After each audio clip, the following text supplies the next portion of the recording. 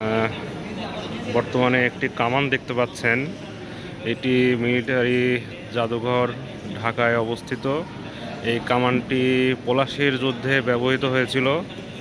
সেই 1757 সালের 23শে জুলাই যখন পলাশীর যুদ্ধ অনুষ্ঠিত হয়, এটি বাংলাদেশের ঢাকায় অবস্থিত মিলিটারি মিউজিয়ামে।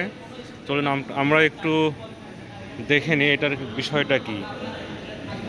এখানে দেখতে পাচ্ছেন পলাশীর যুদ্ধে ব্যবহৃত কামান। আমরা একটু চলেন পড়ি বিষয়টা। প্রদর্শিত কামান দুটি ব্রিটিশ ইস্ট ইন্ডিয়া কোম্পানি কর্তৃক পলাশীর যুদ্ধে ব্যবহৃত হয়।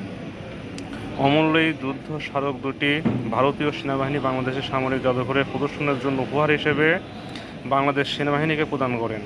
1988 সালের 31শে মে জাদুঘর কর্তৃপক্ষ সেন্ট্রাল অর্ডিন্যান্স ডেপো ঢাকা সেনানিবাস থেকে এই নিদর্শন দুটি সংগ্রহ করেন। তার পাশেই ইংলিশে অনুবাদ করা আছে। আমরা দেখতে পাচ্ছি পলাশীর যুদ্ধে ব্যবহৃত কামান।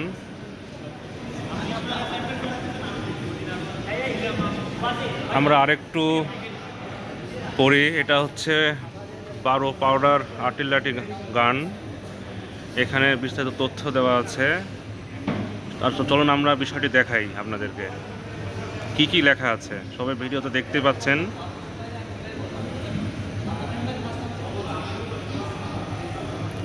আমরা বিষয়টি দেখতে পাচ্ছি এখানে যারা বাংলা ভাষাভাষী তাদের জন্য এখানে কি লেখা আছে।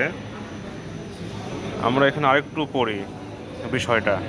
1816 সালে স্কটল্যান্ডের লারবার্টের ক্যারন আয়রন ওয়ার্কসে তৈরি এই কামান। জানা যায় যে ইস্ট ইন্ডিয়া কোম্পানি কর্তৃক কামানটি ব্যবহৃত হয়েছিল। পাকিস্তানের পাঞ্জাবের চকওয়াল জেলার দুলমিয়ার গ্রামে একই ধরনের একটি আর্টিলারি কামান প্রদর্শন আছে।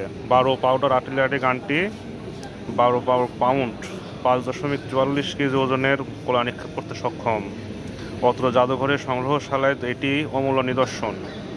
1988 সালের 31শে মে প্রদর্শিত কামানটি বাংলাদেশের সামরিক জাদুঘর স্টেশন সদর দপ্তর রংপুর থেকে সেন্ট্রাল অর্ডিন্যান্স ডেপো ঢাকা সেনানিবাসের মাধ্যমে সংগ্রহ করেন। ভিউয়ার্স, আপনারা দেখতেই পাচ্ছেন এখানে বিষয়টা।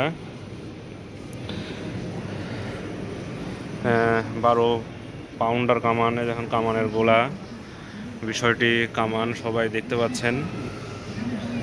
সেই 1757 সাল থেকে প্রায় অনেক দীর্ঘদিন 200 বছরের পুরাতন বিষয়টি।